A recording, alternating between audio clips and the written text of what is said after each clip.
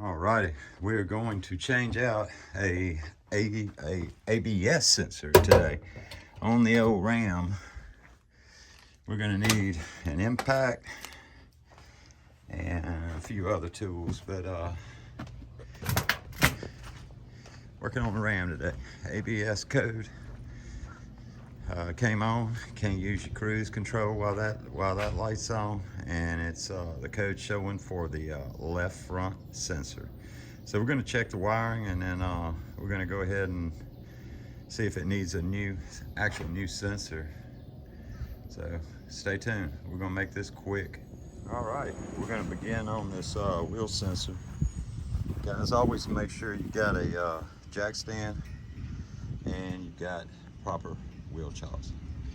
It's just that one time out of a million that you get in a comfort zone and something can happen, so just be safe. We're gonna knock this thing out. All right, as you can see, this is the code that I'm getting on my Ram. It's a 2015 Ram truck, and the code is C0031-1D. 1 of 1 active, and it's a left front wheel speed sensor circuit, current out of range. So that can mean a couple different things. You'll also have your ABS light come up on your dash and your traction control, and you'll notice that you won't be able to use your cruise control either when you have this code. Now 9 times out of 10 it's probably just going to need a new sensor, and that's what we're going to do, put another sensor in it. But we're also going to check the wiring and make sure that we don't have a broke wire or something like that. But either way, we're going to put another wheel sensor on it, because you know what, they don't cost that much, and I just think that's the route to go. So we're going to get this wheel off and get our stand in place, and take care of this thing real quick, because it's hot outside today, southern Louisiana. Okay, I just got the wheel off, was checking the wire out, went ahead and unplugged it. You notice you got this little red tab. Down is locked. You push it up, it unlocks it, and you can release it. What I did was I loosened it. See these little tabs on here? They go through there. So in other words, this thing, once you put the new one in, you'll push it back through there, and it'll lock in. Very simple. Very simple little system. Just push the red clip, and then you got a couple clips here you're gonna push. Little keeper right here. This comes right off, and then you got another keeper right there that holds it in place. So there we go. Now, unfortunately, you can't get to this thing by just taking the wheel off. You're gonna have to take the brake rotor off of it to get to it. So that means the caliper will have to come off, which is no big deal. We'll go ahead and start the remover of the caliper, and then I'll show you guys how it goes. Okay, that was pretty simple. Remove your caliper from your caliper bracket. Keep your brakes right where you can know where they went back on, which way they went back on, the outside and the inside. All you do is you need a 13mm wrench. Loosen these 2 bolts, and I take a screwdriver. Kind of helps me, but I stick it in between the caliper like this, press back just a little bit, and it gives you just enough where you can just slide them right off. So you know, when you go to put them back on, you can use a C-clamp to compress them so they'll go on, you know, real nice like. But it took a few seconds. Just use a screwdriver and just kind of pry back on these cylinders here, so you could pull it right off. All right. And like I scratched my hand a little bit. That's enough. All right, we're going to take this bracket off next. I believe it's a little bit bigger nut here. Be right at you. All right, ended up being 21 to remove these for your caliper bracket.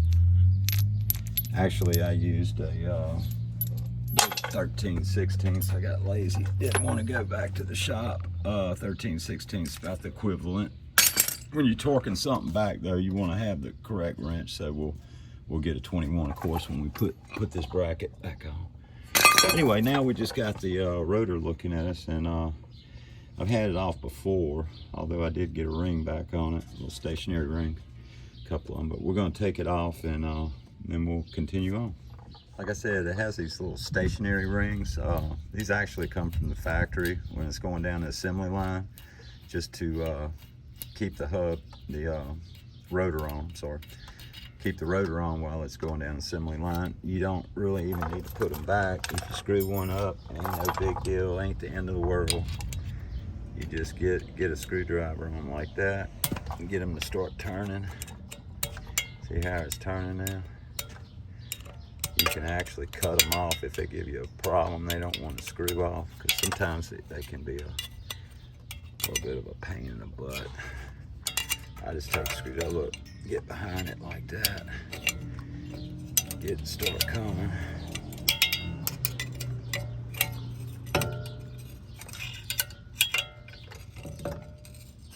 Once you get it where you can screw it where it bites, you can actually reuse them. So I'm going to take this one off, and then we'll continue on. Pull the rotor off. All right, got the rotor off.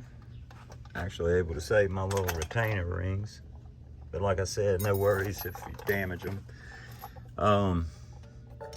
Here it is. So get your correct size Allen wrench, which I'm not sure what size this is. I just went through my set until I found one that fitted. So broke it loose. I was actually able to get on it that way and break it. So wasn't that tight. Wasn't that tight at all. So we got that off. Don't need that for a few minutes. You don't want to lose this unless you get a new one. And let's see if this thing will just pull right out. Ah, look at there. That baby just came right out. So we're gonna fish her back through this little cover plate. Goes through there. Now me just looking at this thing, I don't see anything wrong with it. You notice it does have some oil on it.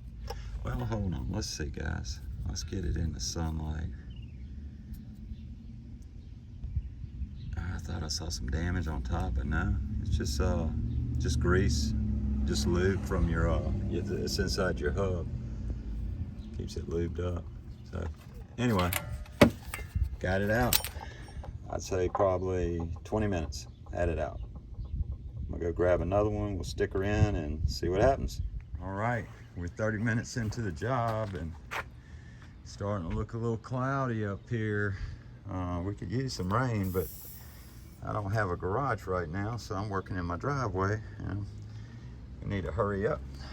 So we'll see if we can't get it back together a little bit quicker. All right, I was fortunate. I had one off a hub that I had replaced. They come with a new one on a hub. So to save a few dollars, I'm gonna reuse this one since there was nothing wrong with it. So there's the old one. And this is one I pulled off a hub that I kept the sensor. So we're just gonna stick her in here. Get our wires all half straight anyway. And when you push this in here, it's got a little O-ring. You want to make sure you seat it. You got it straight when you seat it down. So that's the important part. I'm gonna get our little nut, and we're gonna push her in, and we're gonna finish this baby up. Unfortunately, I'm by myself, so I'm gonna have to cut the camera for a minute and go ahead and seat it and plug it in, and I'll start routing it back up to the plastic firewall that I was showing y'all how it mounts and runs through there. Easy peasy. All right guys, I did want to show y'all something. When I was putting this ABS sensor, plugging it back in, I did have to take a screwdriver, stick it right about right there, and I had to just give it a little pop on top with my palm of my hand and snap right in. You can put a little grease on it, but They're snug, and they're meant to be that way. So you might have to take a screwdriver and just kind of gently pop it in place. So I've already tightened this. I'm gonna go ahead and run my wires back, and we'll see what happens.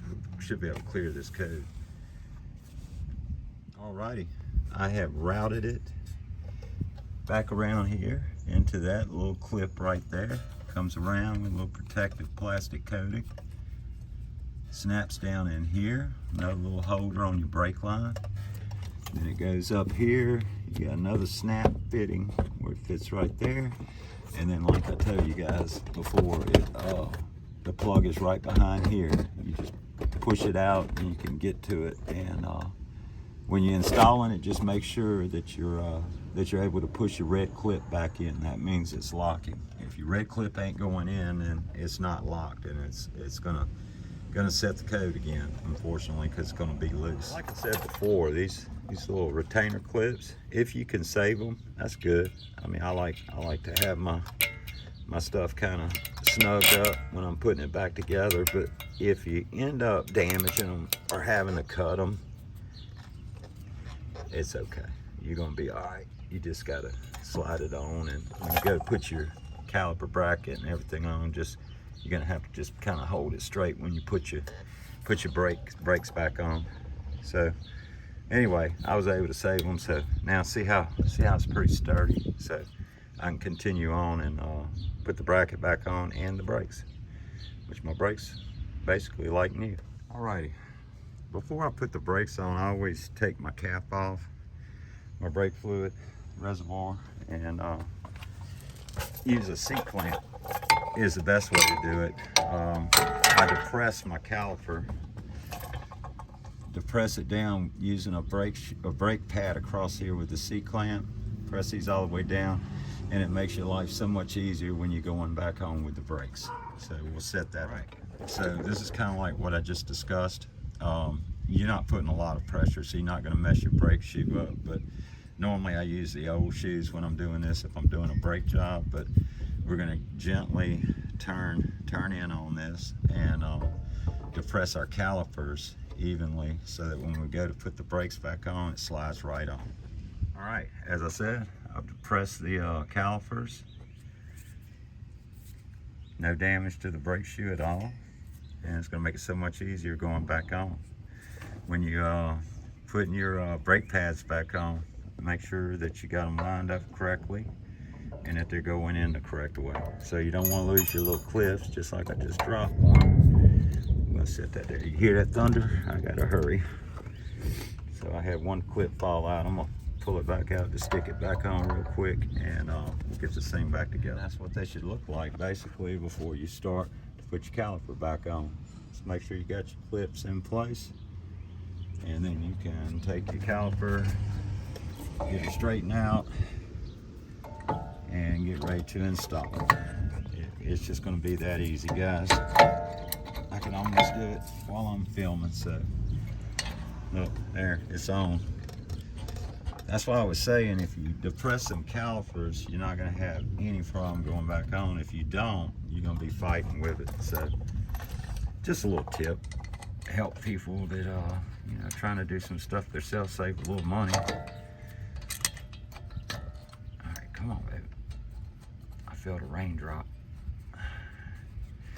Although it feels pretty good, I need to get my butt in gear. There we go. Get them on there started. Get a 13mm wrench and start tightening them up, guys. Get them tight as I can with my hand real quick.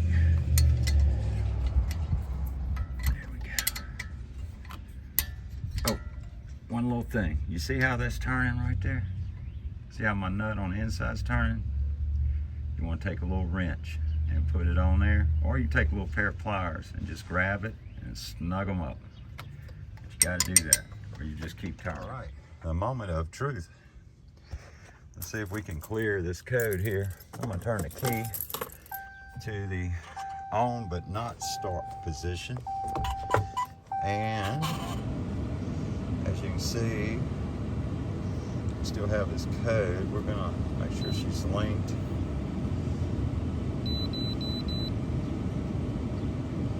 Yep.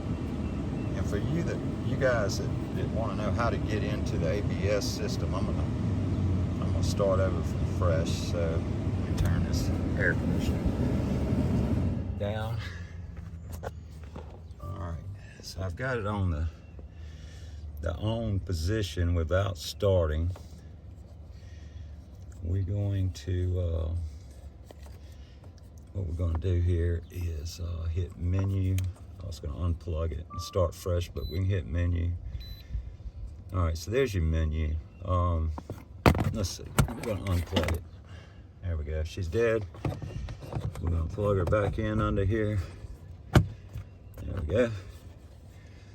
Let her cycle out. Give it just a minute. All right.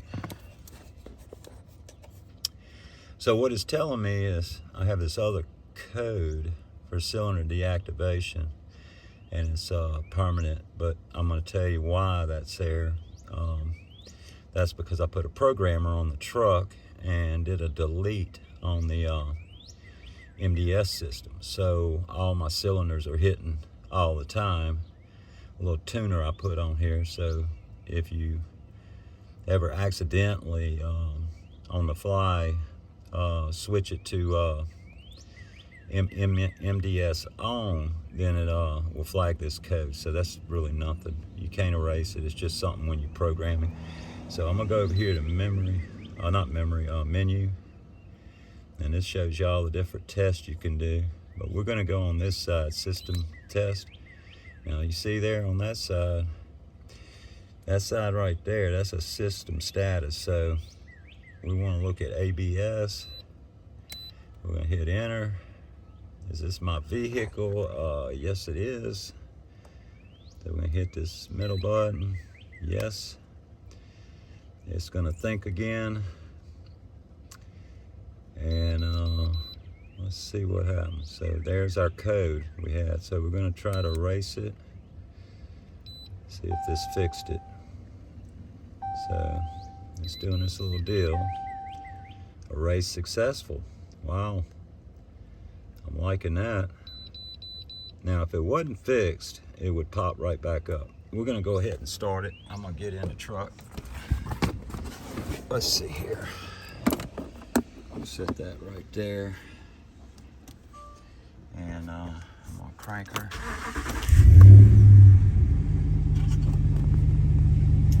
And then you see we don't have any lights on the dash and nothing stored. So awesome. Let me hit the brake because that's when it would come on. Plus you want to pump these brakes after messing with your caliper, because please do not put it in drive and try to go right away. You want to pump them a few times, get that them brake pads seated back on the rotor properly. But yeah, when I hit the brake at any time, even if I tried to clear it, it would come right back on. So we fixed it. So I beat the rain. Got a few raindrops here. Got all my tools up. I'd say about 40 minutes. And probably if I wasn't doing a video, probably about 30 minutes, I could have done the whole job. So really easy. And I'll put in the link, the part numbers for the Ram front ABS sensors. And I just lucked out. I had replaced the hubs on this Ram. I got some miles on it, so I've done a lot of maintenance to it. Replaced the cam shaft. You name it, I've done it to this Ram. But I love my truck, and I think everybody should be able to fix their own stuff instead of having to use a dealership. It's so simple, some of these things, you know. I would rate this job probably like 1 to 10, 2.5. You just need a 13 millimeter 21 socket and screwdriver. Let's see, maybe a pair of pliers and a C-clamp, and that's about it. And you're good to go. So I'm gonna go back, menu, and I can look at all kinds of stuff here. I can look at live data too for this this one. I just dropped it. But anyway, that's how you do it, guys. Hope it helps, and somebody else has the same problem, they can get theirs taken care of.